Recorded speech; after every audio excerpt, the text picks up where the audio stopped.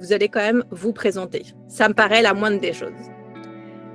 Écoutez, on a 3 personnes épinglées. Je vous laisse faire les présentations de vous-même. Allez-y les filles. Moi, je suis Sophie, donc je suis coach depuis récemment, infirmière aussi. J'ai eu une grande période de ma vie des phases d'anorexie. C'était en dents de scie, en fait, c'était vraiment par période. Jamais jusqu'au stade de l'hospitalisation, j'ai toujours maîtrisé, en fait, pour pas en arriver là, même si je l'ai frôlé. Mais voilà, et j'en suis sortie depuis 2 ans à peu près, je pense maintenant. Voilà. En étant faite accompagnée par un coach également. Voilà, c'est lui qui me forme. Ok, super, merci. Coach à mon tour. Ok, donc tu es coach à ton tour. Ouais. Ok, top. Sonia, je te laisse la parole pour te présenter. Donc moi, enchantée, je suis Sonia, donc j'ai 43 ans, on va dire, cette année bientôt. Donc j'ai créé un podcast qui s'appelle Bas Mange. J'ai également créé le groupe ABHD sur Facebook. J'ai écrit un livre, j'ai lancé des audios, Repères récemment également. Et donc mon parcours, c'est un long combat. Un très long combat qui a débuté dans mon adolescence, qui aujourd'hui, comme je dis toujours, est pas vraiment terminé entre l'anorexie, la boulimie.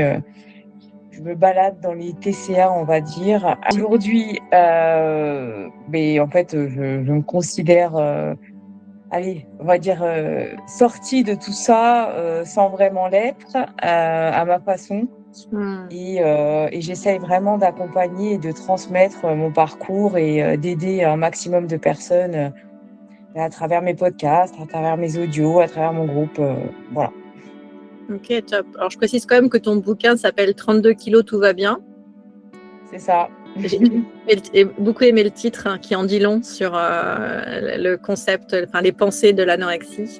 Non, en fait, 32 kilos, c'est le poids le plus bas que j'ai atteint sur ma phase anorexie. Et c'est vrai que c'est un poids qui m'a beaucoup marqué parce que je le dis tout le temps, en fait, je suis, comme beaucoup, je pense, très ciblée chiffres. Et c'est un poids que j'ai atteint sans m'en rendre compte au final, sans me regarder. C'est parce que je ne voyais que les chiffres. Et du coup, c'est un poids qui m'a marqué et c'est le poids de mon déclic. Donc, on le retrouve assez régulièrement, on va dire. Bah, écoute, merci beaucoup pour cette présentation. Moi, c'est Louise, donc j'ai 23 ans et je suis étudiante en 5e année de master en marketing digital. Et mon parcours, brièvement avec les TCA, donc ça a commencé lorsque j'avais à peu près 15-16 ans. Donc j'arrivais tout juste au lycée. Et je pense comme beaucoup d'entre nous, j'ai commencé par vouloir maigrir un peu, donc un peu comme un régime. Et au final, au fur et à mesure de la perte de poids, j'étais jamais satisfaite et de fil en aiguille, c'est devenu un cercle vicieux. Donc j'ai commencé par l'anorexie mentale. Ce qui a conduit d'ailleurs pendant 3 ans, de mes 16 à 19 ans, où j'ai été aménorrhée. Comme quoi, perdre quelques kilos, ça ne veut rien dire, et je sais que ça joue beaucoup dans la tête. Et puis, qu'est-ce qui s'est passé? À 17 ans, je suis partie travailler dans une exploitation de plantes médicinales en Suisse. Et avec la hauteur, l'altitude, et je pense que j'ai dû choper une insolation, ce qui a fait que je suis tombée malade. Forcément, ça a été toujours un peu conflictuel entre ma mère, etc., qui a très vite pris la chose au sérieux dès le début, où j'étais suivie 1 fois par semaine avec mon médecin, etc. Et c'est vrai que pour le coup, pendant ce moment où je suis tombée malade, il y avait beaucoup cette tension vis-à-vis de ma mère, alors qu'en fait, c'était pas ma faute et je pouvais pas manger. Et pourtant, Dieu sait que j'ai essayé. Et en fait, arrivé à un moment donné où j'ai commencé à me faire peur. Et là, en fait, c'est même pas la maladie qui prenait le dessus, c'est vraiment la maladie de l'insolation. En fait, c'était pas l'anorexie mentale. Et à partir de ce moment-là, je me suis relevée et en fait, ça a fait un peu l'effet inverse, c'est-à-dire que il y a eu l'anorexie mentale et en fait, il y a eu ce moment où je me suis tellement restreint que j'ai commencé par manger mes émotions et donc j'ai repris le poids que j'avais perdu. Et en fait, aujourd'hui, je suis en rétablissement. Je ne peux pas dire complètement guérie parce que forcément, on a aujourd'hui, le corps a une mémoire et on en garde des traumatismes. Il y a certains aliments que je ne peux pas encore remanger ou avec difficulté. Mais là, ça fait quand même, je pense, quelques semaines, peut-être un mois, que ça y est, je commence à me rééquilibrer au niveau de l'alimentation et ça fait vraiment plaisir parce que quand on se bat pendant des mois et des mois à essayer de pas se laisser tenter par l'envie de manger ou etc. Et franchement, ça fait beaucoup de bien parce que là, par exemple, en ce moment, je jeûne. Et c'est vrai que s'accorder des petits moments à écrire, à lire, etc., ça change beaucoup la chose plutôt que de manger ses émotions, encore une fois. Voilà pour la petite histoire. Et en projet aussi avec mon parcours en master, j'ai un projet de fin d'études et forcément, comme ça révèle aussi un peu les expériences passées, j'ai voulu le faire autour des troubles du comportement alimentaire. Et donc l'idée, en fait, c'est de développer une plateforme numérique qui soit centralisée, mais d'échange pour justement renouer les liens avec les personnes qui sont actuellement atteintes, mais aussi les proches, pour qu'eux puissent vraiment mieux être informés aussi de la maladie, dans le but aussi de briser l'isolement. Donc là, actuellement, c'est encore en cours. Et si jamais, si certains veulent prendre 10-15 minutes pour répondre à mon petit questionnaire, je peux vous le partager par chat à peu près. J'en ai eu une vingtaine, je crois, de réponses, mais ça peut toujours m'aider d'avoir vos retours pour le projet en question. L'intérêt, c'est que les personnes donnent leur opinion, leur avis sur ce dont ils ont vraiment besoin, donc participent à la création de ce que tu as envie d'apporter, quoi. Et je précise aussi que c'est anonyme. Donc, mais n'hésite pas à mettre le lien dans le chat et les personnes qui voudront pourront aller donner leur avis. Et je le remettrai demain quand j'enverrai le replay aux personnes qui se sont inscrites à la soirée. Bien, merci beaucoup. Voilà, c'est partagé. Merci. Super, impeccable, merci à toi. Bonsoir à tous, à toutes. Alors, mon parcours, aujourd'hui, je suis thérapeute donc dans les troubles du comportement alimentaire et plus largement dans les comportements de dépendance. J'exerce dans les Yvelines et tout récemment à Paris, dans le 15e. Donc, je suis thérapeute depuis maintenant à peu près 5 ans de façon officielle. Moi, j'ai été dans ce parcours, je suis rentrée vers l'âge de 20 ans dans les troubles du comportement alimentaire, plutôt restrictifs. Donc, un peu comme Louise, au départ par un régime. Chez moi, les régimes étaient quelque chose d'assez constant. Et je suis entrée là-dedans. Et au plus bas de l'anorexie, j'ai fait, on parlait tout à l'heure avec Sonia, Sonia disait 32, j'ai fait 36 kilos pour 1m70. Donc je me cachais, ma famille s'en rendait compte, mais je pense qu'ils essayaient de faire au mieux. Je luttais pour ne pas être hospitalisée parce que j'avais il y avait d'autres choses que je voyais dans l'hospitalisation et qui ne me convenaient vraiment pas. Donc je me cachais sous des tonnes de vêtements pour avoir l'impression que j'étais un peu plus grosse mais bon, on le voit sur le visage. Et j'ai essayé de me soigner à différents moments. J'ai eu des parcours d'accompagnement avec des psychologues dont je m'apercevais malheureusement qu'ils ne comprenaient pas là où j'en étais, ce que je vivais. J'ai eu des traitements qui n'ont pas fonctionné. Ça a été parfois des réponses sur du court terme, mais qui n'ont pas donné de résultats où j'ai pu parler de guérison. Et donc, je suis restée dans les troubles du comportement alimentaire une vingtaine d'années, avec d'autres comportements aussi. Parfois, j'avais des comportements restrictifs. Alors, j'étais dans la restriction et aussi les vomissements, parce que pour moi, c'était vraiment la peur de prendre du poids. C'était vraiment surtout pas 1 gramme. J'avais mes outils pour vérifier tous les jours. Et j'ai eu des périodes de vomissements qui ont été vraiment importants. Et je ne sais plus, c'était pour faire un parallèle, ça m'a échappé. Et donc j'ai eu des traitements qui n'ont pas véritablement fonctionné, mais j'avais des moments aussi d'accalmie avec toutefois d'autres comportements de dépendance qui prenaient le relais. C'était toujours ça qui était un peu marquant, j'étais toujours inscrite dans une dépendance. Et donc, inscrite dans cette dépendance, notamment aussi affective, hein, qui m'a amené un jour à consulter un thérapeute, coach de vie, addictologue. Et là, j'ai véritablement avancé. Je me suis sentie comprise dans ce que je vivais, dans ce que je ressentais. Et là, j'ai ouvert mes valises XXL, on va dire. Et j'ai avancé vers la guérison et à partir de là, c'était juste une évidence pour moi. J'ai compris un peu ce pourquoi les personnes ne parvenaient pas parfois à avancer ou alors à aller vers une autre dépendance. Et ça a été pour moi la véritable révélation de pouvoir à mon tour aider les personnes avec les outils qui moi-même m'avaient permis de transcender cet état de dépendance et des outils assez puissants. Qui amène vraiment la libération des troubles alimentaires et de la dépendance en général. Donc voilà. Super, merci beaucoup Christelle. Moi, je m'appelle Fanny. Aujourd'hui, je suis diététicienne psychocomportementale spécialisée dans les TCA. Et donc, pour la petite histoire, moi, j'avais aucun souci jusqu'à 15 ans. J'étais bien dans ma tête, bien dans mon corps. J'étais quelqu'un de très sportif. Je devais aller en sport-études au niveau du cheval. Voilà, j'étais bien. Et à 15 ans, j'ai perdu ma maman et tout s'est effondré puisque je ne m'entendais pas avec mon papa. Enfin, j'avais une situation familiale compliquée. Donc, moi, je me suis réfugiée dans la nourriture et puis j'ai commencé à prendre un peu de poids. J'ai arrêté le sport parce que du coup, j'ai déménagé. Je suis partie chez mon papa.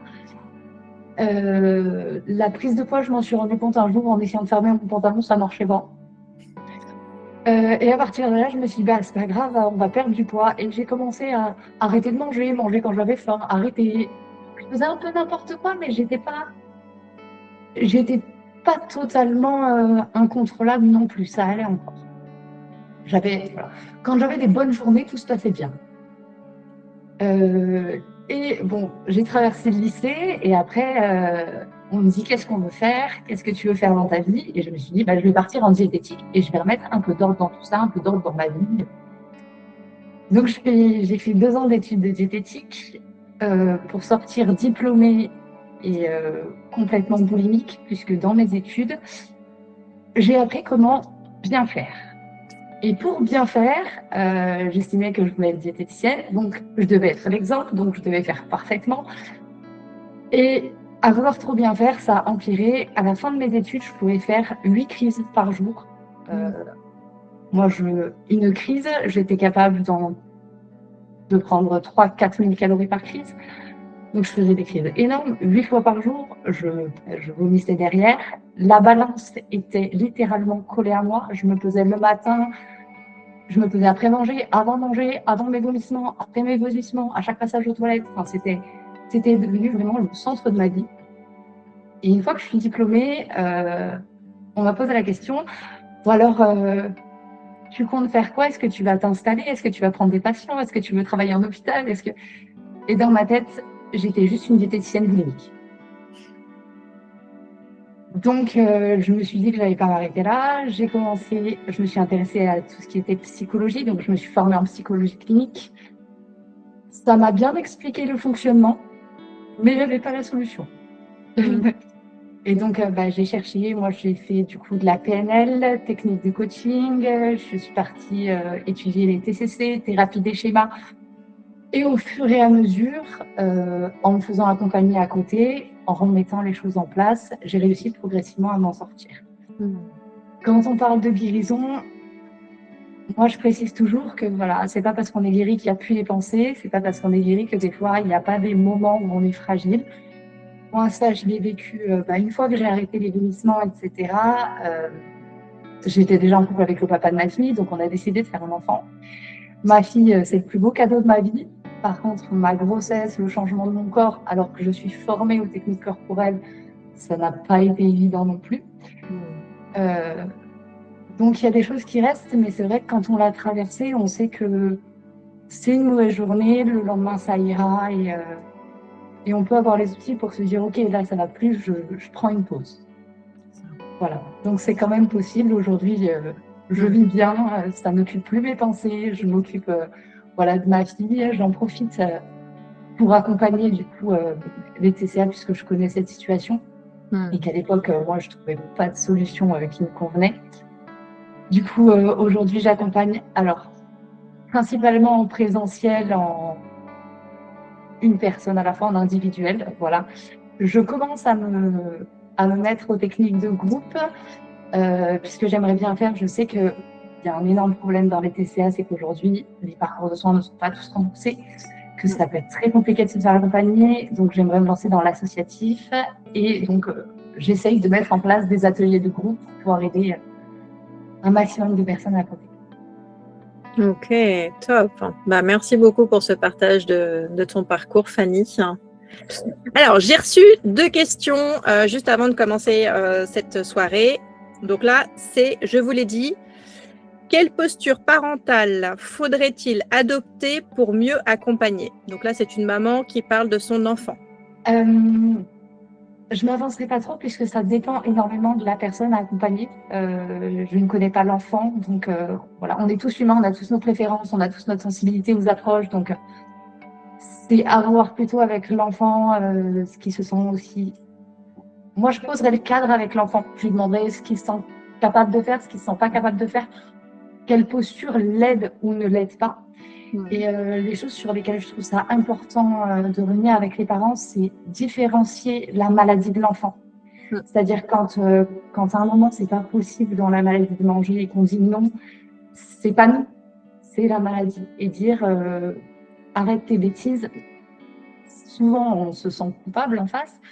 Plus souvent, dire là, c'est la maladie qui parle, ben, j'entends que là, la maladie est forte, mais repositionner la maladie plutôt que l'enfant. Et surtout, essayer de garder un maximum de sérénité à table. C'est-à-dire que le moment de la table, c'est le moment le plus difficile dans les TCA. On est confronté à tout ce qu'on ne veut pas. Donc, s'il y a des sujets à aborder, que ce soit sur la maladie, que ce soit sur n'importe quel autre sujet, quand il y a des sujets conflictuels, moi, je précise toujours qu'il vaut mieux les garder en dehors de la table. Il y a assez de pression à table pour qu'en plus, on n'arrive pas en disant si on parle de ça ou si on n'est pas content de ça, etc. Voilà, c'est les 2 gros conseils que moi j'apporte, c'est vraiment voilà, différencier la maladie et après, bien évidemment, être présent. La présence, les TCA sont une maladie qui isole et même si on peut être, il faut le dire, assez ingrat quand on souffre de TCA avec notre entourage, la présence, ça change beaucoup de choses. Et savoir que même si on traverse tout ça, qu'on n'est pas bien et qu'on envoie tout balader, les personnes sont toujours là, c'est bon. On sait qu'on tombe pas et que quelqu'un nous rattrape. Bon, moi, c'est vrai que, comment dire, aujourd'hui, j'ai cette chance que mes filles, puisque j'ai 2 filles, ne sont pas dans les TCA encore. Bon, après, elles sont petites, hein. Mais pour me rappeler de ma position avec mes parents, la chose que je ne conseillerais surtout pas, c'est de se prendre pour un thérapeute ou de se prendre pour un médecin spécialisé. Et c'est vrai que je rejoins un peu Fanny dans le sens où la maladie est la maladie, la relation qu'on a avec notre enfant doit rester la relation qu'on a avec notre enfant. Et c'est vrai que moi, je privilégie beaucoup aujourd'hui la communication avec mes filles, pas à table, on est d'accord. Je leur demande comment elles vont, des petites phrases, mais comment tu vas, comment tu te sens, est-ce que c'était bien aujourd'hui à l'école? J'essaye de vraiment essayer de lancer les échanges au maximum pour détecter ne serait-ce que des petites choses. Et c'est vrai que une fois ma fille, bon, qui est bien, qui mange très bien, on lui a dit t'es grosse, tu te marieras jamais. Quand elle m'a dit ça, waouh, j'ai eu un mal là, j'ai eu du mal à avaler ma salive quand elle m'a dit maman, tu sais, on m'a dit que j'étais grosse et que je me marierais jamais parce que j'étais grosse. J'ai fait bon, allez, arrête de paniquer, lance le sujet et demande-lui comment elle va, comment elle l'a senti. Et c'est vrai que c'est passé quoi. C'est passé parce que j'ai essayé de pas trop paniquer parce que moi, ça m'a fait renvoyer à des choses sur moi aussi et d'essayer de privilégier la communication à l'inverse de mes parents qui, eux, étaient plus dans le forcing, mange, mange, mange, mange. Ils venaient me réveiller avec des plateaux, mais mange, mais mange. Et en fait, c'est ce forcing-là qui m'a poussée à faire le contraire et de me dire ah oui, tu veux que je mange? Je vais faire l'inverse. Et tout ça, ça m'a appris que bien un parent, il est là pour être parent avec son enfant, communiquer, soutenir et essayer de trouver des solutions avec lui. pas pour lui, avec lui. Je vais t'accompagner, on va essayer de voir ce médecin-là, est-ce que ça passe? Non, ça passe pas. On va aller voir un autre médecin, est-ce que ça passe? Non, ça passe pas. Parce que c'est une question de, comme tu l'as dit, Fanny, c'est compliqué d'avoir les bons thérapeutes, d'avoir le bon accompagnement, et il faut trouver la personne. Pour en avoir fait beaucoup, j'ai réussi à trouver la personne au bout du 20e que j'avais vu. Mais s'il faut passer par 20, il faut trouver la personne. Et le parent doit aider l'enfant justement à trouver la bonne solution et pas être le thérapeute. Rester en tant que parent, soutien, communication et pas forcing, même si je suis mère. Hein. Je sais ce que c'est que voir son enfant. C'est d'être impuissant, c'est la pire des choses, je pense, qui puisse arriver. Mais voilà, prendre son mal en patience, accompagner et chercher. Voilà. Ok. Écoute, merci beaucoup. Je vois que 2 personnes ont levé la main. Fanny, tu voulais intervenir? Oui, moi je voulais juste rajouter une chose, puisque quand Sonia en parle, c'est vrai que ça m'a fait écho. Et c'est vrai que le rôle des parents au niveau de l'alimentation n'est pas simple, puisque forcément quand on voit son enfant qui ne mange pas, ça nous fait paniquer. Pourtant, moi je pense que les parents, ils ont un deuxième rôle, c'est le rôle de garder de la vie. Parce que quand on est dans les TCA, toute notre vie commence à tourner autour. Ça commence autour de la pesée, on commence à calculer notre alimentation, Et c'est tellement épuisant qu'à la fin, il y a des activités qu'on fait plus, des plaisirs qu'on fait plus, des fois on garde que les obligations, ça nous fatigue encore plus. Et cette vie, pour moi, c'est ce qui nous donne de l'élan. C'est pour profiter de cette vie qu'il faut avoir ce corps, c'est pour profiter de ce qu'on aime, qu'on a envie de guérir. Et garder ce moment de vie, je pense que ça, les parents peuvent le faire. Quand on connaît nos enfants, qu'on sait ce qu'ils aiment ou non, leur proposer des activités qu'ils aiment et leur dire il faut de l'énergie pour le faire et on va avancer ensemble. Mais je trouve que là, il y a un vrai rôle à jouer de la part de l'entourage. Gwen, vous avez levé la main, vous vouliez intervenir sur sur le sujet? Oui, tout à fait, bonsoir. Bonsoir. Alors moi, je suis avec ma fille, du coup, je suis là pour elle ce soir, qui a 19 ans, qui est avec moi, Éline. Donc, moi, je viens de traverser ce moment très difficile du parent d'enfant qui souffre de TCA. J'étais moi-même confrontée au TCA quand j'étais enfant, mais bon, j'ai 50 ans bientôt, et à l'époque, on n'en parlait pas vraiment. On était maigres, on mangeait pas, on faisait sa crise d'adolescence. Je suis pas tombée très très bas. Pour 1m80, je faisais 54 kilos, c'était pas dramatique. Éline est tombée malade depuis plus d'1 an maintenant, et elle a fait une chute, elle est passée de 70 kilos à 25. Dramatique, parce que enfant en situation de handicap déjà à la base, pas écoutée par les médecins, pas prise en charge. Le temps qu'on trouve les bonnes informations, elle est passée au-dessus de la majorité. Donc toutes les portes se sont fermées. Tous les hôpitaux qui étaient censés me la prendre, ou tous les cliniques, nous ont tourné le dos parce que majorité. Déjà qui est reconnue après 16 ans aussi, mais du coup là vraiment majorité absolue au-dessus de 18. Il fallait faire 40 kilos parfois, alors que elle chutait. Et finalement, ça a été un cercle vicieux jusqu'à sa descente aux enfers, en réanimation, tu veux le dire? Oui. Du coup, je faisais 25 kilos et j'étais passée à un IMC de seulement 1 chiffre. Du coup, je suis allée en réanimation parce que quand j'étais chez moi, je faisais beaucoup d'hyperactivité. Je faisais 6 heures au moins de sport par jour en mangeant moins de 500 calories. Et je me pesais très, très souvent. Et après la réanimation, j'ai été accueillie dans une clinique qui est à 1 heure de chez moi. Parce qu'il n'y a pas énormément de cliniques en Bretagne. Et là-bas, je suis restée 4 mois et j'ai réussi à reprendre 30 kilos. Et depuis que je suis rentrée chez moi, j'ai encore un petit peu de pensée restrictive et j'ai du mal à reprendre la notion des quantités que mon corps a besoin de manger, mes repères visuels dans mon assiette. Donc voilà, en tant que parent, on se retrouve avec des complications. Non seulement on doit gérer notre quotidien de parent, mais on doit essayer d'entourer l'enfant dans une structure médicale qui n'est pas forcément adaptée du coup. Et nous, ça a été vraiment très compliqué puisque L'ironie du sort a fait que quand Éline était en réanimation cet été, le jour même où ils m'ont proposé l'accompagnement en fin de vie, la psychiatre de la clinique de Beauharre à Brest m'appelait pour me dire qu'elle avait enfin finalement une place. Ils n'ont que 3 lits sur tout le Finistère. Une place qui se libérait pour accueillir ma fille.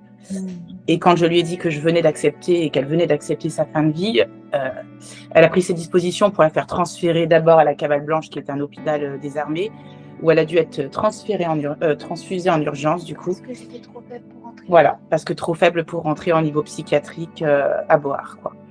Ok. Et donc voilà, on a nos limites en tant que parents, parce que moi j'ai été confrontée à ça cet été et j'ai même fait une hospitalisation à domicile, au-dessus de mon lieu de travail, sur mon studio, au-dessus de mon commerce. Et je me suis retrouvée parent, infirmière, psychiatrique, médecin, enfin tout a été conjugué et je voyais ma fille s'enfoncer et on n'avait aucune ressource finalement. Et je peux dire que sur l'hospitalisation, en hôpital, elle a été plus que maltraitée et pas écoutée. Tu n'as qu'à manger. Ok. J'ai une question pour vous, Gwen, parce que depuis tout à l'heure, on parle beaucoup de l'enfant dans cette situation. Mais vous, est-ce que vous êtes suivi actuellement pour justement surmonter cette situation avec votre fille? Pas du tout. Alors, vraiment, ça, c'est un conseil que je donne dans mon livre. Les personnes qui sont parents d'enfants souffrant de TCA, faites-vous accompagner. Déjà parce que vous avez besoin d'aide à ce moment-là pour surmonter cette épreuve. C'est aussi une épreuve qui vous touche et je peux entendre que ça vous touche énormément. En plus de ça, vous allez travailler sur des choses qui sont peut-être aussi en lien avec les TCA de votre enfant, parce que nos enfants ne récupèrent pas que la couleur de nos yeux ou de nos cheveux ou notre type de peau, ils récupèrent aussi nos névroses et nos antécédents familiaux. Donc, si vous faites un travail sur vous-même, sur votre histoire à vous, ça peut débloquer des choses sur votre enfant. Alors oui, et la seule chose qu'on m'ait proposée jusqu'à présent, c'était une thérapie familiale. Et comme le père est absent depuis 4 ans, j'ai refusé et on nous ferme les portes à ce sujet. Vous pouviez pas la faire sans le papa? Alors non, chaque fois qu'on nous a proposé de l'aide, c'est thérapie familiale, systématiquement. Mais quand vous dites thérapie familiale, vous êtes la maman, vous êtes dans la famille, donc est-ce que le papa était vraiment obligatoire ou pas? Oui, à chaque fois, ouais. Ok. Et donc là-dessus, c'est Éline elle-même qui ne le souhaitait pas puisque son père n'intervient plus dans sa vie depuis 4 ans. Ou ponctuellement pour un repas par mois ou par quinzaine et moi-même qui ne souhaite pas du tout le rencontrer. Ok. Christelle, tu voulais ajouter quelque chose? Oui, je voulais dire qu'effectivement, c'est une situation qui est dramatique et ça, je m'en rends compte aussi par des personnes qui peuvent me contacter, mais en dehors de Paris. Il y a vraiment des endroits où c'est désert, il n'y a pas beaucoup d'informations et les parents sont vraiment démunis. Et c'est vrai que quand j'ai eu un contact avec, par exemple, des parents qui me contactent pour leur enfant, je propose d'abord de rencontrer la famille, de discuter avec la famille, thérapie familiale, peu importe que ce soit avec la maman, le papa, celui qui veut venir pour expliquer ce qui se joue autour des troubles alimentaires, qu'ils soient de restriction, de surconsommation, addiction au sucre, pour expliquer un petit peu ce qui se joue, comment on peut aider l'enfant et après on entre effectivement dans un suivi. Alors je dis de l'enfant, je dirais plutôt des ados et des jeunes adultes, plus exactement, parce que enfants, j'accompagne pas, j'accompagne à partir vraiment de l'adolescence et au-delà. Mais en tout cas, je rencontre la famille effectivement pour informer en fait, parce que je me suis rendu compte qu'il y avait vraiment une désinformation. Peut-être moins en région parisienne, les parents, peut-être qu'il y a des discussions plus autour de ce sujet, mais c'est vraiment quelque chose que j'ai remarqué. Oui, effectivement. Gwen, vous avez aussi des associations qui font des groupes de parole pour les parents des personnes souffrant de TCA. Il y en a une notamment à Nantes, mais pas qu'à Nantes, c'est AAB Ouest qui est donc une association de familles qui font des groupes de parole sur tout l'Ouest, La Roche-sur-Yon, Saint-Nazaire, Vannes, Nantes, et qui permettent aux parents dans votre situation d'être écoutés et d'être orientés si besoin. Tout à fait, on les a contactés et effectivement l'antenne est à Nantes, nous sommes à Quimper, c'est 2 heures de route. Ouais, non mais là par contre je suis complètement d'accord avec vous. On est très isolés, la Bretagne est grande, C'est vrai. Alors, il y a les SAB, je sais qu'il y en a partout dans la Bretagne, et il me semble qu'eux aussi font des groupes de parole, à la fois pour les personnes souffrant de TCA et peut-être aussi pour les parents des personnes souffrant de TCA. Ah, on va se renseigner, on note. Elle note. Merci. C'est l'USAB, l'Union, quelque chose, l'USAB, et après, il y a plusieurs antennes SAB. Mais vraiment, c'est les premiers pas. Je sais que c'est compliqué, mais chercher des solutions sur le terrain. Ah, mais on a tenté, hein, mais c'est vrai qu'on se rend compte que Bretagne, Finistère. Vous êtes la seule, malheureusement, en France. Hein. Ouais. Souvent, il faut faire partie du secteur. Ils sont sectorisés. Il faut faire partie du secteur pour avoir un suivi. Là, c'est une association, donc les associations, ça fonctionne un peu différemment. C'est plus des présences territoriales, des physiques territoriales. Mais après, les hôpitaux, effectivement, c'est encore autre chose, quoi. Merci. Puis, si je puis ajouter, il y a aussi, je crois que c'est la Fédération française d'anorexie qui propose aussi un service d'urgence, il me semble. Ils ont un numéro de téléphone et qui peut apporter des informations et orienter, comme tu disais, Caroline, vers des associations et autres solutions possibles. Ouais.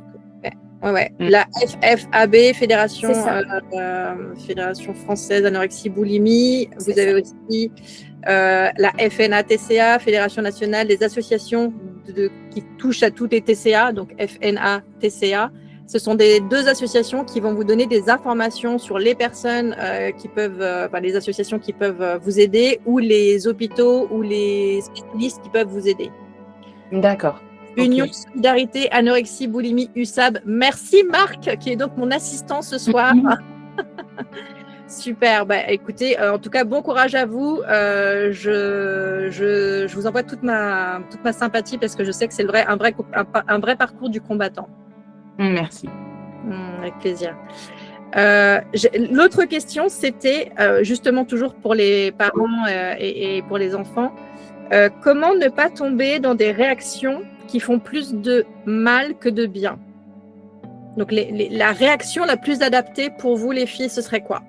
J'imagine que c'est pour les enfants quand on est parent, mais ça peut être aussi des personnes de notre entourage, frères, sœurs, cousins, cousines, amis ou conjoints, conjointes, si jamais on est concerné par ça. Le meilleur type de réaction pour ne pas faire plus de mal que de bien. Tu peux répondre? Bien sûr, Sophie, avec plaisir. Alors moi, je dirais qu'il faut s'adapter au plus près aux besoins de la personne, pas anticiper les besoins en se disant je pense que peut-être elle ressent ça et elle va avoir besoin de ça, etc. Et d'être trop infantilisant aussi. De donner de la responsabilité à la personne qui souffre pour qu'elle reprenne comme la main sur sa vie, en fait. Et du coup, qu'elle cerne elle-même ses propres besoins et qu'elle puisse trouver les solutions qui sont adaptées et qui vont répondre à ses besoins. Et c'est pas en les anticipant parce que parfois, en voulant être trop bienveillant, et on étouffe, en fait. Et ça peut être, à mon avis, pire que le résultat peut être plus néfaste que vraiment l'intention qu'on donnait. Et sous couvert de bienveillance, souvent, c'est vraiment une anticipation des besoins qui ne sont même pas forcément évoqués chez la personne qui souffre elle-même. Et ça peut être compliqué. Si j'étais très claire. Sonia, je t'en prie, je vois que tu as levé la main. Oui, alors moi je rejoins ce que disait Fanny juste avant, et c'est vrai que c'est quelque chose que je dis beaucoup, c'est remettre la vie au centre. C'est vrai que s'il y a quelque chose si on accompagne quelqu'un qui a un trouble du comportement alimentaire, c'est lui faire, c'est bête à dire, mais aimer la vie, faire des choses, des activités, faire en sorte que, en fait, la vie, elle est faite pour vivre et elle ne tourne pas autour de la bouffe tout le temps. Et arrêter justement de tourner autour de la bouffe, de forcer, de faire des réflexions sur tu manges bien, tu manges pas bien. C'est des choses qui paraissent bêtes, mais tiens, ne serait-ce que un regard en fait sur ce que la personne mange. Voilà, c'est des choses, ça c'est à ne pas faire, et tout simplement vivre, faire des activités autres et sortir justement de toute cette partie alimentaire et laisser cette partie alimentaire, comme je l'ai dit, à des professionnels, moi, ça a été ma meilleure aide et c'est ma vision des choses, remettre la vie et dire que bah voilà, pour vivre, bah oui, il faut manger, oui, il faut avoir de l'énergie et oui, faut pas disparaître en fait. Donc c'est vraiment remettre la vie au centre de tout. Ce que tu es en train de dire, c'est de décentrer notre attention du problème pour justement se concentrer sur des choses qui vont être plus agréables au quotidien et ne pas se focaliser sur ce qui justement est douloureux. Parce que plus on se focalise dessus, plus ça augmente, c'est ça? C'est ça. Yes. Je valide. Et si je peux rajouter aussi, c'est sortir aussi de tous les dictates qu'on peut avoir sur la beauté, sur le physique parfait, etc. Et autant s'éloigner de la nourriture, mais s'éloigner aussi de l'aspect physique de la personne et lui dire « Ah, t'as encore maigri, ah, t'as grossi ah. ». Ça peut être ça peut être très perturbant en fait, quand on est déjà en instabilité, en insécurité à ce niveau-là. Absolument, je suis complètement d'accord. Fanny, tu voulais ajouter quelque chose? Oui, bon, on a dit remettre de la vie, laisser de la liberté à la personne, donc lui poser des questions, comment est-ce que je peux t'accompagner, etc., pour la laisser prendre la main.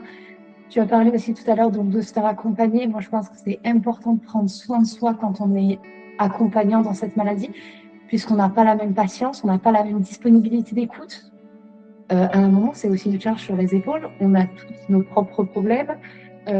Donc, quand on s'occupe de quelqu'un qui en a aussi, il faut réussir à prendre soin de soi pour être là pour l'autre. Sinon, à un moment, trop de pression des deux côtés, ça explose.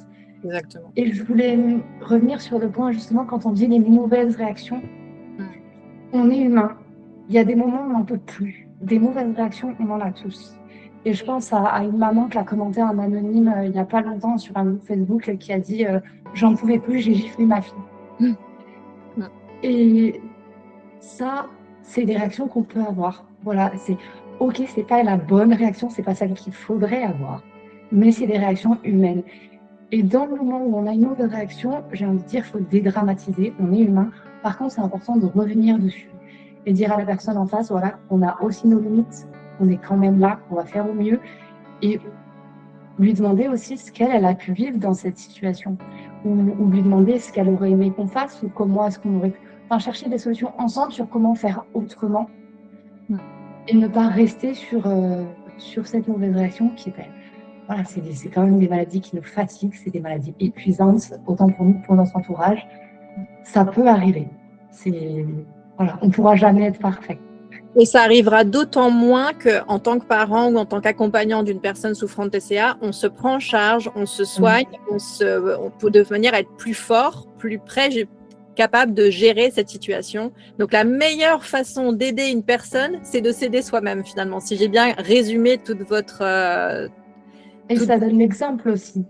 Parce que se faire aider, c'est pas forcément simple. Et alors, quand tu dis ça, Fanny, je te rejoins à 100%. L'exemple, il est très important parce que ça fait très peur parfois d'aller chez le thérapeute, le psy, ou de rentrer dans ce système de on va m'analyser parce qu'on réserve ça. Alors, il y a encore l'idée que c'est réservé aux fous ou aux personnes dérangées ou aux personnes qui sont pas normales. Et si nous-mêmes, on fait la démarche d'être aidés, forcément, on renvoie l'idée que c'est tout à fait OK, il n'y a pas de problème. Donc, ne pas stigmatiser la personne en disant non, mais t'as un problème, va te faire soigner, on en reparlera plus tard, quoi. Ça marche pas comme ça. Si vous voulez accompagner la personne, faites-vous aider, vous l'aiderez à 100% d'une meilleure façon. Oui, je rejoins complètement quand tu dis il faut aussi faire, en tant qu'accompagnant, il faut aussi prendre soin de soi, mais c'est aussi important d'en discuter avec la personne et qui est concernée par ce trouble. Qu'est-ce que je veux aussi pour moi? C'est vrai que on dit parfois oui, de consulter c'est que pour les fous, c'est que comme tu le disais, mais c'est vrai qu'en même temps quand on est en TCA, moi combien de fois je l'entends et je le sentais moi-même, j'avais cette sensation d'être folle. Il y avait des moments où je me disais c'est pas possible, mais je suis dingue en fait. Non, on l'a pas, mais comme on a ça, on a cette impression aussi que consulter, eh bien, ça va renvoyer à quelque chose qui va être compliqué, qui va être difficile. De ce parcours de guérison, j'en retiens mais presque des bonnes choses, alors qu'au départ, j'avais véritablement cette peur d'ouvrir la porte, cette peur à chaque rendez-vous au départ. Et finalement, on avance vers une libération. Enfin, la guérison, c'est aussi une libération. Aujourd'hui, il y a j'ai plus du tout de troubles alimentaires, de pensée là-dessus, etc. Et c'est vraiment libérateur. C'est dépasser cette croyance, cette idée, ces pensées négatives, ces croyances limitantes selon laquelle on peut pas, selon laquelle on n'y arrivera pas, selon laquelle on est fou et on risque d'être jugé. Non, quand on l'a vécu, on parle le même langage en fait.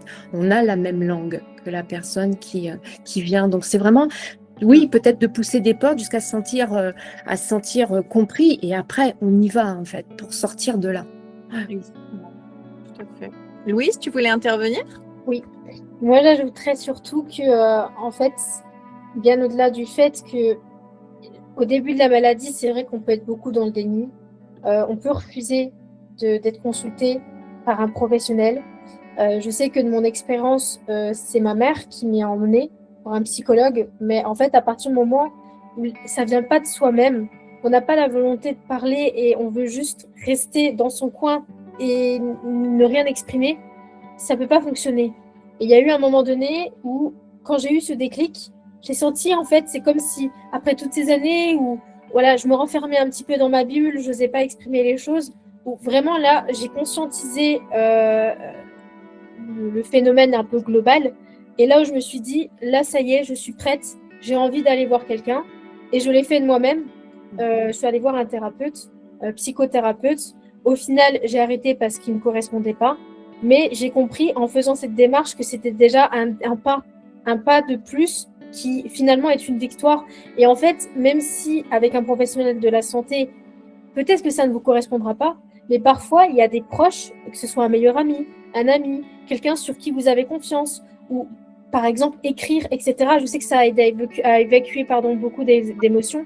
Et c'est vrai que parler, se vider, pour moi, c'est une issue, dans le sens où on a besoin, à un moment donné, de l'autre pour aussi aller mieux et évacuer en fait toute cette peine, tout ce poids qui repose sur nos épaules. Et forcément, en fait, à un moment donné, si on laisse nos émotions en soi et qu'on les laisse finalement enfermer et qu'on n'ose pas les libérer, on reste un peu dans ce cercle vicieux. Donc franchement, voilà, écoutez-vous, faites-vous confiance, et quand vraiment vous sentez que c'est le moment de vous exprimer, que ce soit en consultation ou alors auprès de quelqu'un parce que vous avez confiance, ou simplement en écrivant, faites-vous confiance et libérez-vous surtout. Oui, Rémi? Oui, bonjour. Bonjour. Moi, j'ai une petite question du coup sur le positionnement justement de l'accompagnant quand la maladie est ancrée depuis longtemps, enfin plusieurs années, plusieurs dizaines d'années, où le message qu'on reçoit, c'est non, j'ai déjà tout essayé, ça n'a pas marché, du coup, ça sert plus à rien. Du coup, autant rester comme ça parce que je sais que c'est foutu, ça ne servira plus à rien parce que j'ai déjà tout essayé.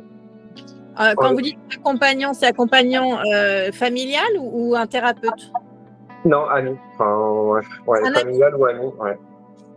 Enfin, ou compagnon. La question, c'est plutôt comment se positionner en disant proposer encore des choses, mais ça va un peu dans le sens que vous disiez tout à l'heure il ne faut pas non plus forcer les choses. Enfin, faut s'appuyer de l'autre côté. Mais en parallèle, de l'autre côté, rester en retrait en attendant que ça soit de la personne. Enfin, c'est compliqué de se positionner du coup dans cette situation. Je trouve que ce qui est intéressant, merci beaucoup pour votre question, vous avez là 6 exemples de personnes qui s'en sont sorties. Une personne qui vous dit « j'ai tout essayé, je ne vais pas m'en sortir », on a eu le même discours, on a toutes dit « j'ai tout essayé, je ne vais pas m'en sortir ». Bon, peut-être pas Louise parce qu'elle est un peu plus jeune, elle a 23 ans, mais moi j'ai quand même passé 24 ans dedans. Je peux vous assurer que la phrase « j'ai tout essayé, je ne vais pas m'en sortir », je l'ai eue. Donc déjà, si vous montrez le parcours de personnes qui s'en sont sorties, je trouve que c'est déjà super inspirant pour une personne qui tient ce discours de dire bah moi je vais pas m'en sortir parce que j'ai déjà tout essayé. Vous voyez ce que je veux dire? Oui, c'est sûr. Ça peut déjà être inspirant pour lui, justement pour couper un peu les pieds de la fameuse croyance qui est en lui ou en elle, cette personne. Fanny, tu voulais ajouter quelque chose par rapport à cette question?